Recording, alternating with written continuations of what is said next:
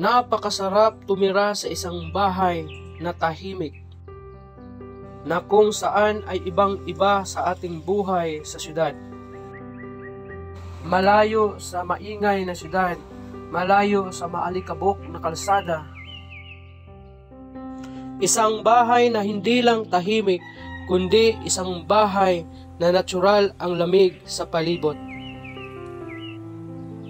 Ito ang aking naranasan kasama ang aking buong pamilya noong panahon kami ay tumira sa bahay na ito.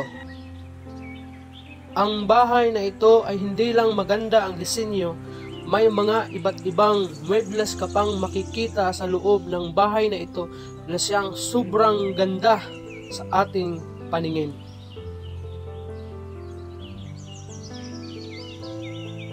Kung ang hinahanap mong bahay ay tulad dito, na kung saan ikaw ay nais mag-relax at makapahinga kahit man lang sa sandaling panahon, hindi mo kailangang pumunta sa mga malalayong lugar para lang makakita ng bahay na tulad dito.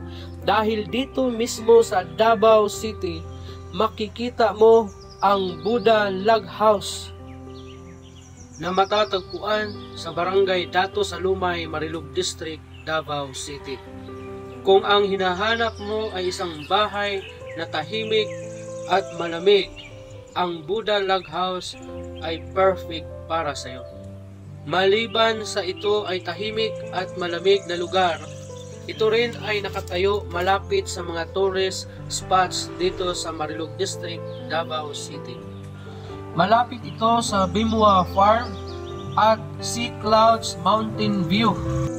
Iilan lang yan sa mga napakaraming tourist spots and destination dito sa Marilog District, Davao City. Dito sa lugar na ito matatagpuan mo ang napakaraming resorts and parks and mountain views at maraming mga coffee shops na kung saan perfect sa mga taong mahilig sa kape. Ating babalikan saglit ang bahay na ito. Kung ikaw ay mahilig sa camping o outing na ganito ang setup na kung saan ang palibot ng iyong bahay ay marami pang mga puno o kahoy o kaya marami pang damo, itong bahay na ito ay perfect para sa iyo. Ang bahay na ito ay sobrang attractive at ganda tingnan sa labas dahil maliban sa mga lights at sa mga puno sa palibot at mga flowers sa palibot, makikita mo rin ang kanilang swimming pool na exclusive para lang sa guests sa bahay na ito. At kung ikaw naman ay mahilig sa burn fire para magpainit, perfect ang bahay na ito dahil sa labas ng bahay na ito ay meron silang area na kung saan pwede kang mag-burn fire kasama ang iyong mga mahal sa buhay o kasama ang iyong mga barkada.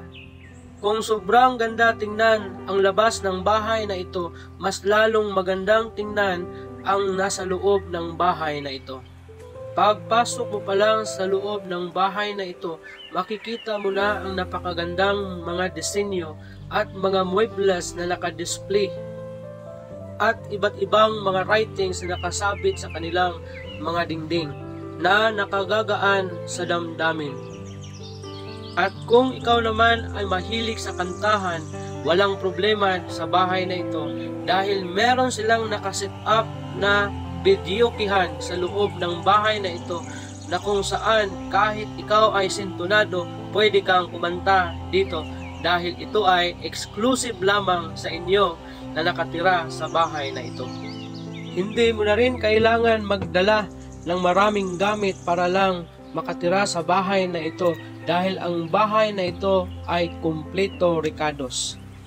Mayroon silang ref, rice cooker, kalan, mga kutsara, plato, baso at marami pang iba sa loob ng bahay na ito.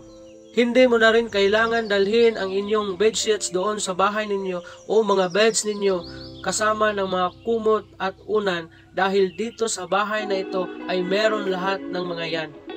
At kung ikaw naman ay mahilig sa inihaw na isda o sa inihaw na karne ng baboy o baka o anumang klaseng karne, hindi mo na kailangan magdala ng ihawan dahil dito meron sila niyan.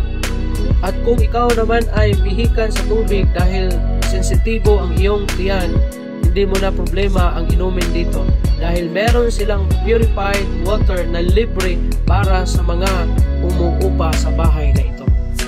At dahil narito ang lahat ng mga hinahanap mo, ano pa ang hinihintay ninyo? Mag-book na dito sa Buddha Log House. Salamat sa inyong panunood. God bless.